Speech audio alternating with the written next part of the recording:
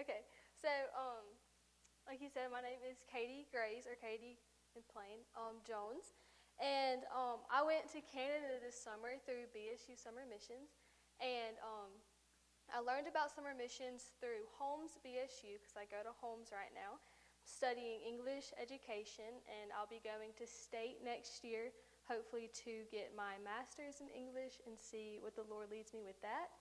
But yeah, I actually was in a bit of a denial at first.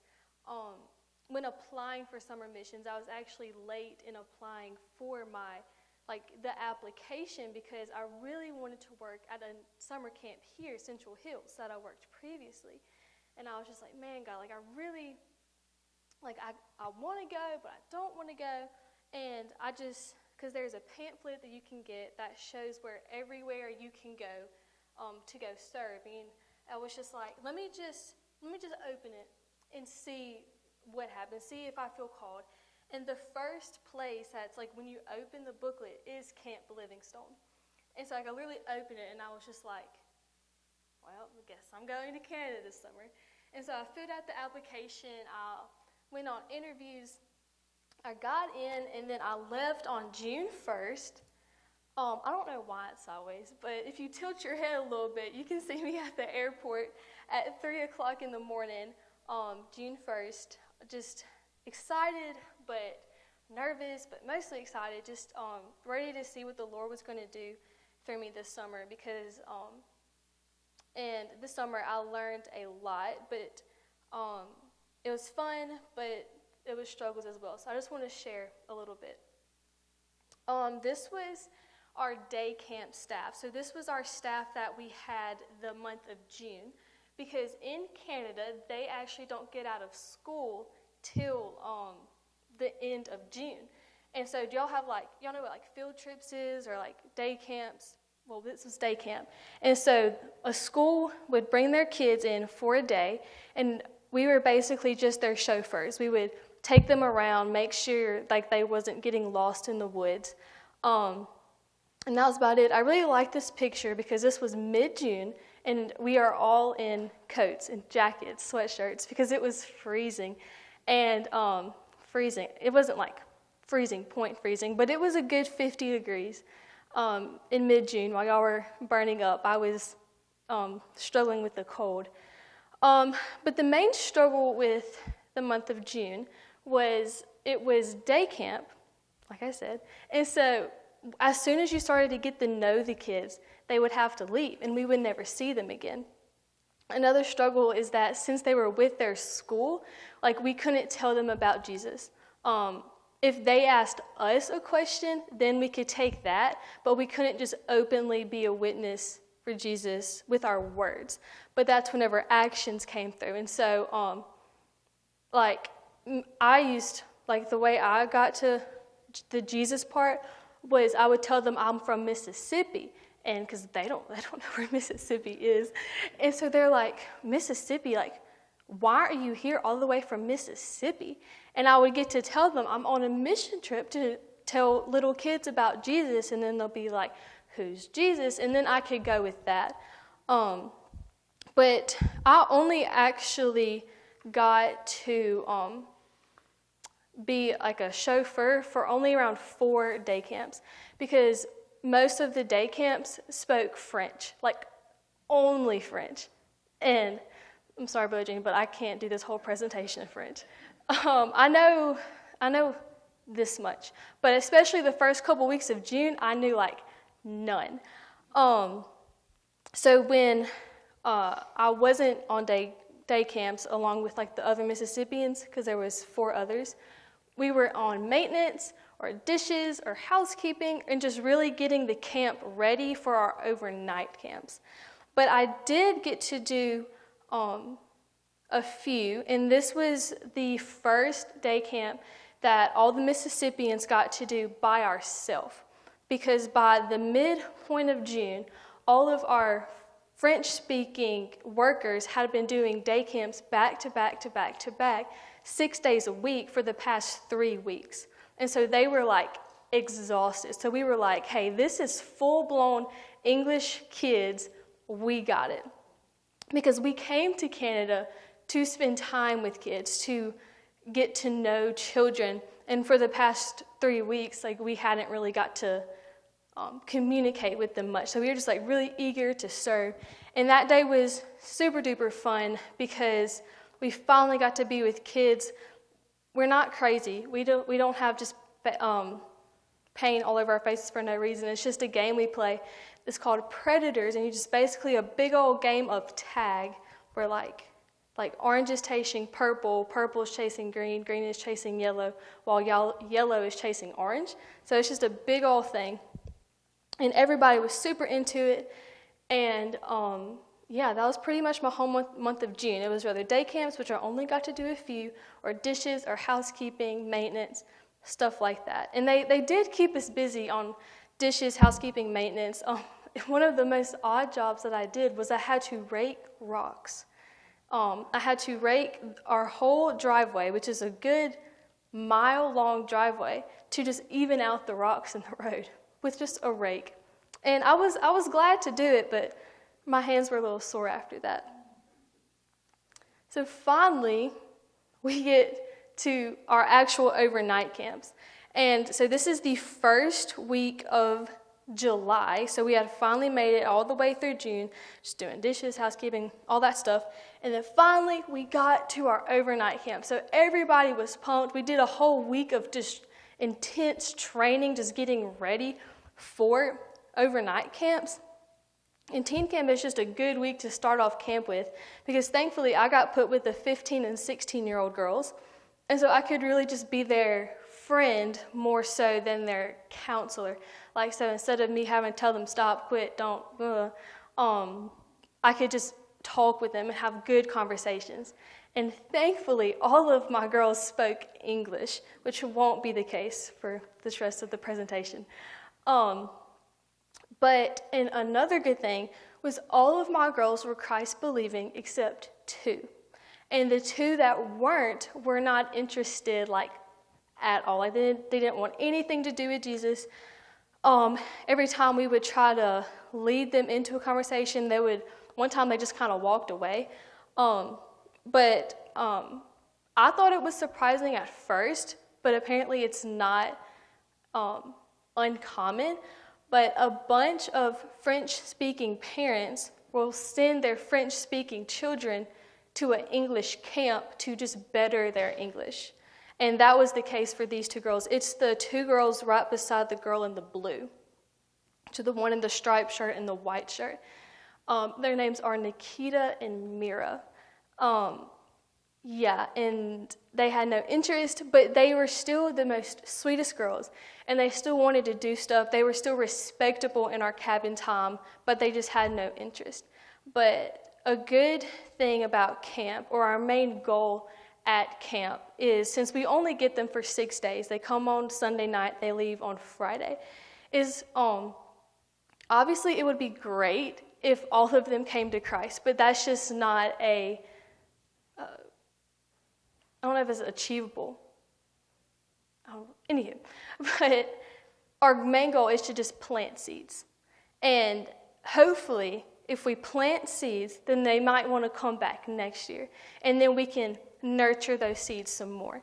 Or if we plant some seeds, maybe they'll find a way to get involved in a local church. And I do believe seeds were planted this week in those 2 girls because they said they wanted to come back next year. And they said that they wanted to see me next year. And I was like, I don't know. But they said that they wanted to come back next year because they had a blast. And it was obvious that they did because, just look at the smiles on those sweet faces. And so teen camp was a great week. A great week to start because the next week was not so great. So this was Adventure Camp, and Adventure Camp is all outdoor camp. So we cook our own food, we sleep in tents, we have to walk everywhere. We went on like an hour-long canoe trip. We were going to go hiking up a mountain, but it got rained out because rain was a very reoccurring factor this week, and which made it very difficult. There were a few things that made this week difficult. One, it was raining the whole time, and that's really tough when this is like outside camp because like you are outside constantly. So we were getting drenched constantly. Another thing was this week was really cold for no reason. It was like in the 50s, dropping into like the high 30s at nighttime. And we were sleeping in tents. And it was just, yeah. And then another thing was out of all of those kids, boys and girls, I was the only one who did not speak French. And on top of that, only 4 of those campers spoke even the little bit of English. Yeah. And so I just had a super duper hard time just connecting with my girls because we didn't speak the same language. Because you can't really have a conversation about the gospel when all I know is bonjour, you know. But thankfully, my co-counselor, Kira, she is the best because she is bilingual. And so she would translate for me, or she would have the conversation, and then she would tell me after what happened. But by Wednesday, just from being wet and being cold, and because all of our activities were getting canceled, like that hike, everybody just wanted to go home. And another thing that was challenging is out of all of those campers, including the boys, one of them was Christ-believing. And the rest of them had already made up their minds about I'm not believing in this because these were teenagers, or they just didn't know. Like, they never even heard. Like, I had to explain to one girl what a Bible was. And coming from the Bible Belt, I haven't ever really thought about how do I explain to somebody who doesn't even know what the Bible is, what a Bible is. That's just not really something that you think about down here. And so that was really just a wake-up call that week. And so Wednesday, like I said, we just all wanted to go home. But all of our staff up there had just been like fervently praying, like, God, just open doors, let us like talk to these kids, let them like spark interest. And Wednesday, even though we all wanted to go home, our prayers were answered because in cabin time, our girls were asking such good, deep questions that we actually had to get the speaker in to answer the questions because they were like asking the questions like, you know, how has God always been there? Like, how was God not created? How is God 3 in 1? Like, all of this stuff that, to the point where, like, we literally just have to say, I don't know, because I don't know. And so, I don't want to say sadly, but none of them came to Christ by the end of the week. But seeds were definitely planted, because by the end of the week, even though halfway through the week they all just wanted to go home, not want to do anything, they were complaining every time we made them step outside of the tent, by Friday they didn't want to go home. And by Friday they were still asking questions to the very point of them like getting to their parents and leaving. And so even though this was the most challenging week by far out of my time in Canada, it was also the one that reaped the most blessings, because I really just got to see how God can move and how he can move in such mysterious ways. Because when the kids wanted to give up, I mean, I was about to give up too, because I was like, man, this week just sucks. Like, gosh. And then God just started moving. And it was just like a breath of fresh air. Just being able to just really just see how he moves. So yeah. These are our tents that we stayed in. It's literally just a big old tarp. And it actually rained so much that the amount of water that was on top of the tarps, like our tent started leaking. And so all of our stuff got wet. And so like Monday and Tuesday night, we were sleeping in like wet sleeping bags on top of wet pillows. And this was inside. It's messy because it was a bunch of 16-year-old girls in a tent. So, like I said, it was the most challenging week, but it was the one that reaped the most blessings. So week 3 in July, I finally got some kids, some like actual little kids. And this week was so good, especially with the week I just had the week previously. So like, because me and Kira, like we were co-counselors again for this week. So we were just like pumped up just to finally get some kids, get some English-speaking kids. All of my girls, out of those, only one didn't speak English, which is a win for me after none of them speaking English the previous week. And that week was so good. One thing that happened that was really surprising, that doesn't really happen in camp ministry, was Sunday night, the first night that they got there, one of our girls accepted Christ. And that was just like a, what? Because it usually takes them till about Wednesday, to really learn about Jesus, to figure out who he is. And Sunday night, we didn't really even have a cabin time. It was just more like getting to know each other, letting them get to know us. But, camp's goal is to plant seeds, but we never know who's planted seeds before us, and when we're the nurturers and not the plant seeders. And so that was obviously the case here, because her name's Lena. She's the one in the tie-dye shirt on the top row. Sweetest girl ever. Love her. But she came from a Christian family. We could kind of figure that out when the parents dropped her off, And we were putting them down to bed, and because we go around to each of the bunk beds and tell them goodnight. And she asked Kira, she was like, hey, can we talk outside? And Kira was like, yeah. And on those steps that we're sitting at, she got saved. And Kira came back in there, and she told me, and we were just like, we were bumfuzzled, because that just doesn't happen in camp ministry. That's just so rare.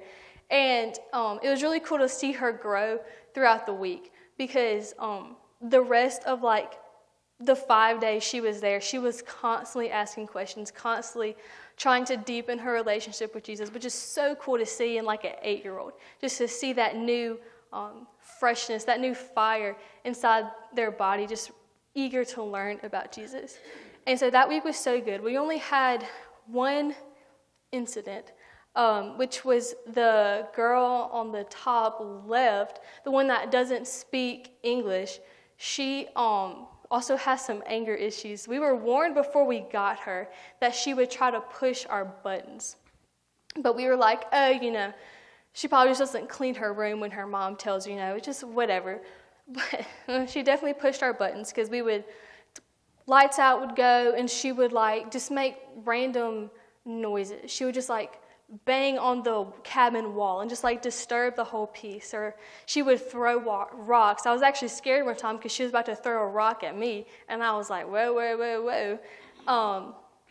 She threw it at our cabin instead, but a win for me. I'm still here, thankfully. And then she got upset the very last day because she was not participating in the game we were playing. But then all of a sudden, she was trying to take away the activity from my other girls who were trying to participate. And so I was having to tell her to no, you can't do that. You haven't been helping the whole time, so you can't just snatch it away from these other girls. And then she just ran off. And I was like, all right. I didn't just let her go. I'm not that bad of a camp counselor, but a French-speaking counselor who could actually communicate with her went and try to talk her through. But she was mad at me for the rest of the day, and I was kind of scared because this was the day the parents came. This was 2 hours away from the parents came, and I'm like, oh my goodness, this mom's about to come in here, and she's about to tell her that I was being mean to her, and I'm going to get yelled at by a French mom. I don't want that. But while we were waiting on the parents to come, out of nowhere, rain, the rain, it's the hard rain that you can't even see in front of you type of rain. And it was thundering, lightning, big old thunderstorm. Well, it turns out she's really scared of thunder, terrified of thunder. And so she literally curled up on me on my bed and was crying. And then with the little English that she knew, she asked me if I could pray. I was like, yeah, I can. I was like, I can't pray in French, but I'll pray. And she was like, okay. And so then I prayed for her, and she calmed down. And even though the rest of my girls were kind of upset at her for, not participating in the game, because we did end up losing. So, they were kind of salty about it. which is understandable. They ended up coming all onto my bed and just like comforting her. Like just being there for her, just like, patting her back saying, it's okay, it's okay, it's okay. Because they spoke French. Well, some of them did. So they're just talking to her. And I was just like, wow. She was just like screaming at me like 2 hours ago, but now she's like crying on my shoulder. Like this is nuts. So just another way that's just like the way God moves. It's just crazy to me. And she ended up coming and then she left. And the French mom didn't yell at me, so I'd say that's pretty good. And, so yeah, and like the rest of my girls, like they didn't want to leave. I mean, obviously I had just the few bumps and incidents that every camp counselor has, the little bit of homesickness, but that week it was just such a fun week, and especially since it was my first week with kids, I'm really thankful for that week. So this was week 4 in July, and this week was actually just like a really breath of fresh air because of 3 weeks of overnight camp. We took a break for family camp. And what family camp is just when a bunch of different families come and they just used our facilities basically. And my job that week was to just literally walk on the beach and talk to kids and family. That was my job. And I got a 2-hour break every day. So like, it was so fun and just a really chill week.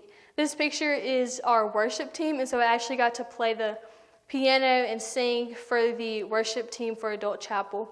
And we actually had worship night one week where just anybody was welcome, and we just played music and worshiped God for like 2 hours straight. And it was just such a fun night. It's just such a fun week. And it was just really, we all like needed it because, that was 3 weeks into overnight camp. So we were just all kind of exhausted, just a little bit dragging. So yeah, we were just, it was a fun week. I don't really know what to say all about it, but it was really fun just to see how the different families interacted with each other because a bunch of these families, they've been coming to this camp every year since like their kids were little. And so even though they only see each other once a year, as soon as they see each other again, it's like they pick up like they never even left each other. And the kids that were there who's like known each other since like babies, they're now like teenagers and they're still like buddies. And they only see each other like once a year. And so that was just really fun. So, and then finally, my last week of camp there. This was such like a bittersweet week because we knew it was our last week, and so we were kind of sad, but like, we were also really excited because we still got to be with kids. And so like us Mississippians agreed like we're just going to give this week every ounce of our energy because we can sleep on the plane ride home. And we definitely did that. This week was so good. It was one of the most fun weeks that I had there because all of my girls were like involved because that's like not common in like camp. You always have like 1 or 2 girls or boys who just don't want to do anything. But like, no, like all of my girls were like super into every activity. They were asking questions during cabin time. The only major incident that happened was Wednesday night. We were in our cabin time, and I was like, wow, my girls are like exhausted. It's halfway through the week. I'm just going to do this cabin time real quick, make sure they don't have any questions, and then I'm going to put them to sleep because I'm tired too. And I got done, and I was like, so do y'all have any questions? And one girl raised her hand, and it was actually a girl who was in my day camp group, which was actually really cool to see it full circle. She raised her hand, and I was like, yeah, and she was like, how do you get to heaven? And I'm like, oh my gosh, Jesus, thank you for opening the door. Like, wow. And I was like, well, the Bible says Jesus is the way and the truth and the life. No one comes to the Father except through him. So that means the only way you can get to heaven is to believe in Jesus, believe that he's in your heart. And another girl looked at me dead in the eye, serious face, and says, so you're telling me my dad's going to hell? Whoa, whoa, whoa. Whoa, whoa, whoa. Well, that got my whole cabin in an uproar because with that question, I responded, I was like, hey, I can't tell you who's going to heaven and who's going to hell. That's God's thing. Like, I don't do that. But the only thing that I do know is the Bible says that the only way you can get to heaven is if you believe in Jesus. And there's only two places you can go when you die, either heaven or hell. Bam. Waterworks. All of my girls, even the ones that were Christian, waterworks, going, scream crying. One of my girls, just ran out of my cabin, went to the cabin next door, just disturbed their cabin time, told them that I told them that they were going to hell, which I didn't. And it was just this whole thing. And then they were asking really deep theological questions, and then got into the whole because one of my girls had a Catholic background, and so she was like, I didn't do first communion, am I going to hell now? And I was like, no. And she was like, but my dad goes to church, but he only does it to make my mom happy, so is he going to hell too? And I was like, oh my goodness. And it got to the point where they weren't even listening to me. They were just crying at that point, because you gotta remember, this is late at night at this point, and they were tired, so most of it was just crying. So I literally just had to go get the director of the camp, just to Mr. Brian. I was like, Mr. Brian, these girls aren't even listening to me anymore. I just know they're just crying. And the girl that ran out to tell the next cabin, she's refusing to come back into the cabin because she was like, I'm not sleeping in that cabin when you're telling little girls that they're going to hell. And I was like, I didn't say that. Anyway, he got in there, finally calmed them all down, got them in bed. They were still sniffling, but they were quiet, so it's a win. But the girl was still not coming back into the cabin. She was refusing to sleep in the cabin. And so me, Mr. Brian, and her name was Orianne, we sat on the cabin steps for at least a good 30, 45 minutes. And just trying to figure out why is this particular topic offending her so much? Well, turns out she got saved last year at camp. But her mom isn't Christian. And so what me and Brian kind of pieced together was she probably got home from camp last year, was super excited, probably went and told her mom, I got saved. And then her mom probably shut her down, just said, no, we don't believe in that, whatever. And so she was hurt, obviously. That's what we put together with the little that she did tell us. And we finally just convinced her to come back into the cabin. And she still talked to me the rest of the week, but she was just a little leery of me. And I tried to explain to her again, that's not what I meant, but she had her own ideas. And by the end of the week, the rest of my girls kind of forgave me. They figured out that that's not what I meant. And so they kind of forgave me, except one. But Orianne, she still kind of talked to me, but she never really talked. She never really had a conversation with me the rest of the week. And so I left that week with her, kind of well, dang, probably left that. But like I said, the goal for camp is to plant seeds. And I didn't even see that seed plant, but obviously a seed was planted, because a couple weeks ago, Mr. Brian texted me, and he was like, hey, do you remember that girl that we sat on the steps with and had that big conversation because she thought her mom was going to hell? And I was like, yeah, that's Orianne.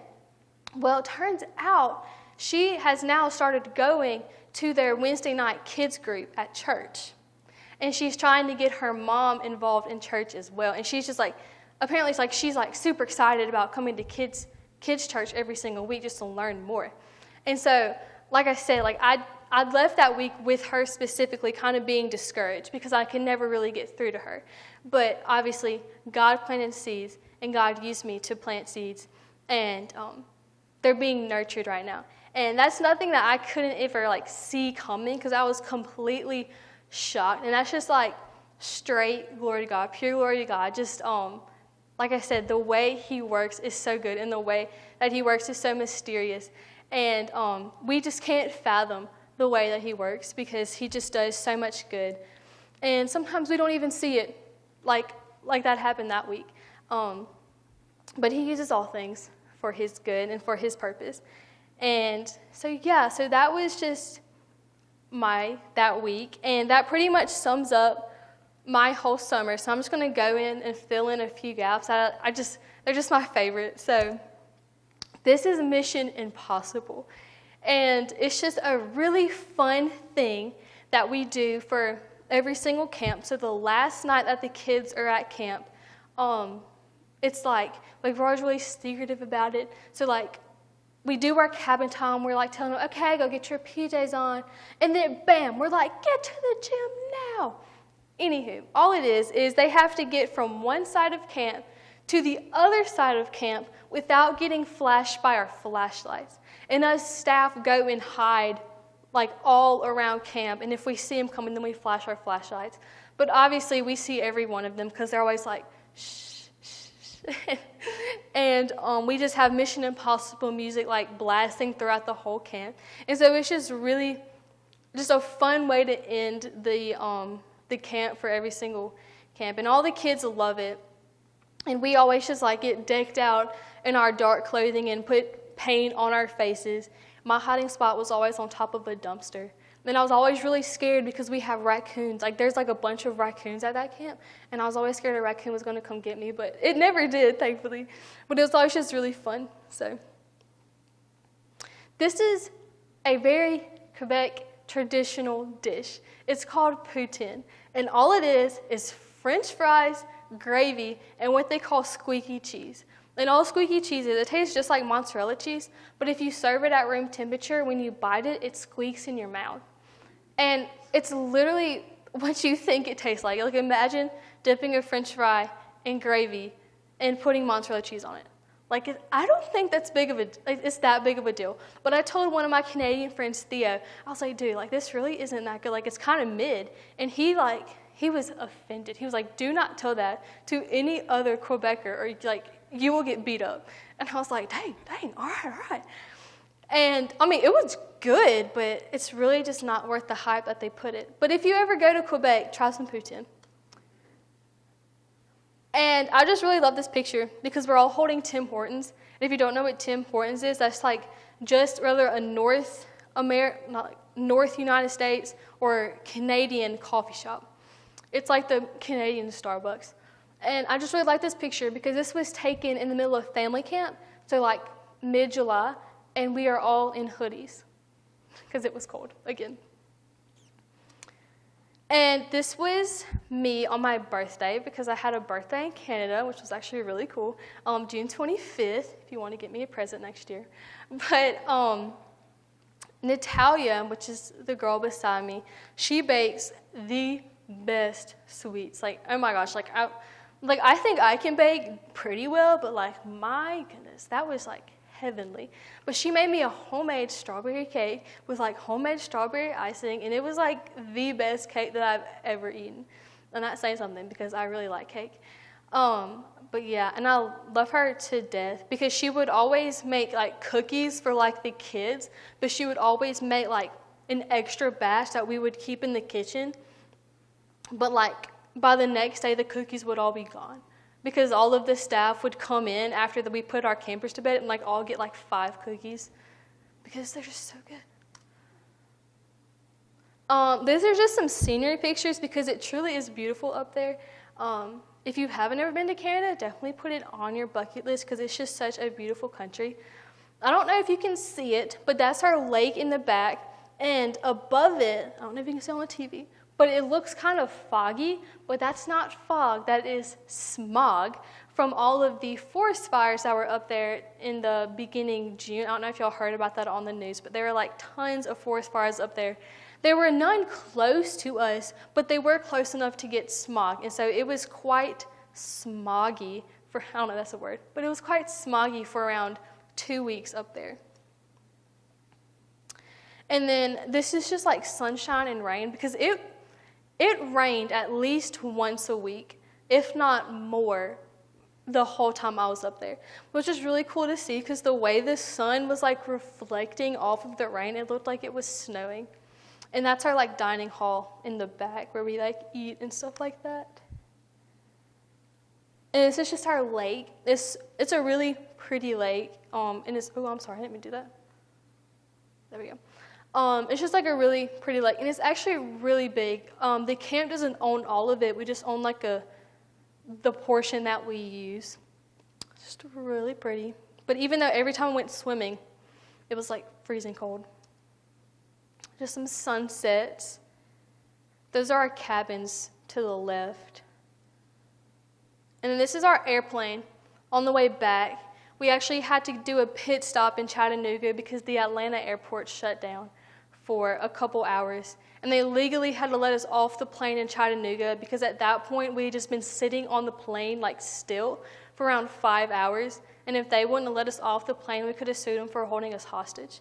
And so we got back on the plane, and we were just so ready to go home. But we saw this beautiful sunset, and we kind of just got a little refresh. And then our plane to Atlanta got so delayed that we were about to be late to our plane back to Jackson. So we really had to like run to our terminal to get on our Jackson plane. But we got there, and then that plane got delayed. And then it got delayed again, and again, and again, and again, and again. So originally I was supposed to be getting back to Mississippi around like 8 p.m. And I didn't end up getting home till like 4:30 a.m. And so it was quite the traveling day, but I made it home. And this is just the Mississippians on the left, and there's all of the staff girls on the right. And this was just our last night at camp, so y'all just wanted to get dressed up and take some cute pictures because this might be the last time we ever see them. You know, it's kind of sad. But yes, love all those people. The people from Mississippi, the girl on the top is Caroline, and the boy in the middle is Colin, and then we have Nathan, and then the girl beside me is Jalen, and then there's me. And we're all from different parts of Mississippi. And the funny thing about it was like the kids up there couldn't like fathom that even though we're all from Mississippi, like they couldn't fathom that we didn't know each other prior. Because they were like, how do you like not know? And we're like, dude, that's like, she lives 2 hours away from me. But they're like, it's that big? And I'm like, yeah. One boy thought that Mississippi was in Texas. That was funny. And he was like, but you sound like a Texan. And I'm like, no, I don't. Anywho, it was really funny. And then this is just all of our staff. This summer was like I said, such a blessing. It was a bunch of struggles, but it was also such a fun time. And like the memories that I made up there is memories that like I will never forget.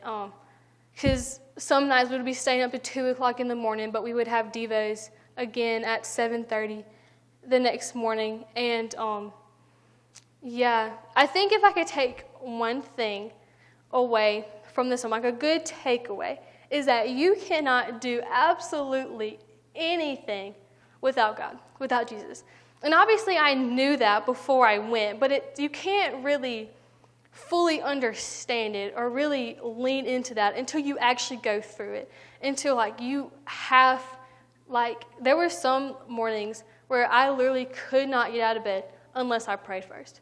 Because I was like, God, you better give me the strength to get through this day, or I will end up like snapping off at a kid, because I was just like exhausted. Or there would just be times where like I just really didn't want to do the camp day, so I just really just had to like just give it to God, be like, God, like I need you, give me the strength to get through this day. I'll just be walking and I'll be praying, because you really just can't do anything with God. And which leads to like you cannot do, like prayer is so important. And like I said, I obviously knew that before I went, just being raised in a Christian home. But like I said, you just really don't know how to lean into that until you go through it. Because there would be times where like I would have to ask one of my camp friends to be like, hey, like, can you just pray for me real quick, because I'm struggling. And then in return, like there would be multiple times where like they would come up to me or my group of friends and just be like, y'all, can you just pray for me in my cabin? Like my campers just aren't doing, like they like, you know, just struggling. And with that, like the people there are just so nice. And the community that was at that camp is something that I know, like, I will never find anywhere else, because it's just so special and it's so unique. And the people I met there are just so filled with the Holy Spirit. And it's such a refreshing thing to see with, like, the world that's so broken. And then I got to live in this little bubble where I was getting poured into constantly for 2 months straight by doing devotions every morning and just, like, being constantly fed into, because the people, like, the entire staff, like, all those people there, like, I don't think, like, not one of them was, like, overpouring with the Spirit. Like, they were overpouring so much, you could just see the light through them. And so, like I said, like, this summer was such a blessing. And I'm so glad that, like, I was given the opportunity to go. Yeah, that's about it. Do y'all have any questions? All right. Yes. Did you have to pay anything to go on this trip? I did not, due to the, like, Margaret Lackey missions offering. Anybody that was going on missions in the United States or Canada didn't have to pay for anything except, like, my own spending money. So yeah, no. But the people who did, like, internationally, they had to pay some, but I didn't, thankfully. Any other questions? Cool. Thank you.